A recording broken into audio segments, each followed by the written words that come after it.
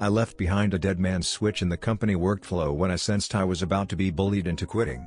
So, let's get started. I started working in logistics at a company that builds things.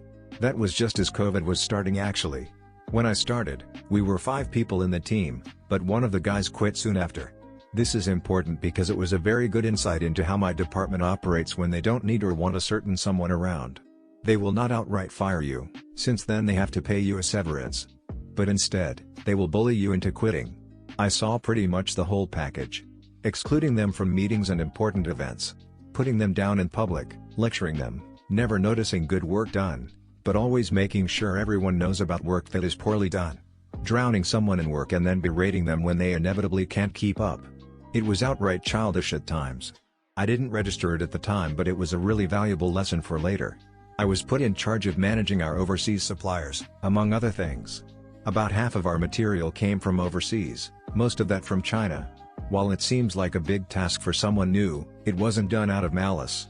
Genuinely everyone believed we were going to get a guy in China for the Chinese supplies, then I'd be left for the handful of others. It seemed fair.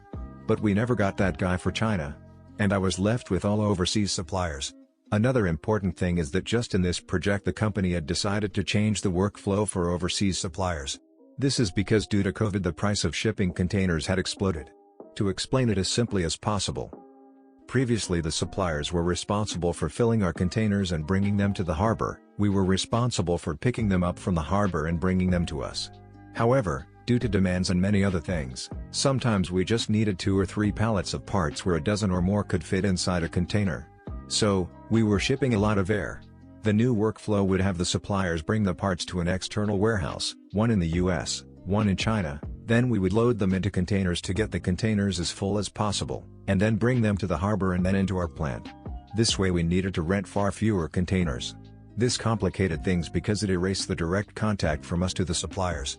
And there was no official method how we were going to keep in contact with suppliers, tell them how many parts we need, how to package them, if there were any changes requested, etc.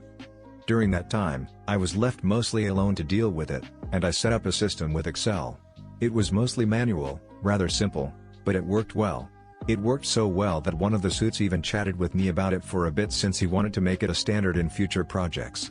And also, this is very important, I was the only person who actually knew all our overseas suppliers and their contacts. Some of you might be able to tell where this story is going already. So, during that entire time, nobody had actually bothered to ask me to explain to them how my system worked and where I kept track of all the supplier contacts. All of this data was hidden on like slide 800 of some Excel file I had saved in a folder titled Part Pictures, which was otherwise filled with pictures of parts. Now, moving forward, as COVID began dying down, the department for whatever reason decided they don't need me anymore. I have theories but nothing certain, so I will just leave it at that. I pretty much saw precisely the same thing go down as I had seen with that one guy who had left shortly after I started. All the bullying. I thought to myself at first that if I pull through and keep doing a good job, and I believe I did a good job, they would eventually cool down. But they didn't. After 2 months of that I said fuck it, and decided to just sit out and endure until the Christmas bonus we get every year, and then hand in my notice. And also, I just delayed teaching anyone how my system worked until I was gone. And that is pretty much how it happened. Off topic, for my own future employment, I actually lucked out. One of the local suppliers I was managing had a really chill guy as managing director. I gave him a call, explained I was about to be unemployed, asked if they needed staff. He then called me into an interview. We talked about anime for an hour while his HR lady looked confused about what Attack on Titan was, and he told me I can come in the moment I am done with my, then, current job.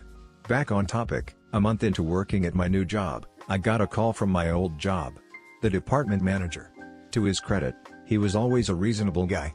He told me in plain words that they have no idea where to even start with the Chinese suppliers. He then offered me my old job back with a very respectable pay increase. I explained that I already had a new job.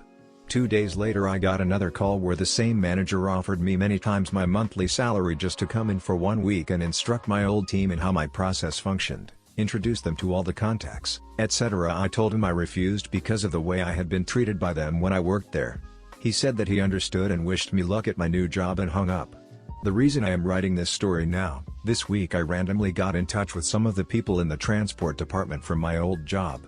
They mention that in the now 10 months since I left, the logistics department racked up 8-figure losses due to wrong deliveries, over and under deliveries, outdated parts, some suppliers canceling their contracts and new suppliers needing to be sourced, etc.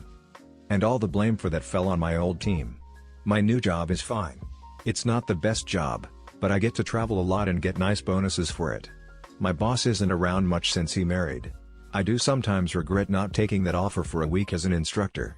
So yeah, hope you all enjoyed the read.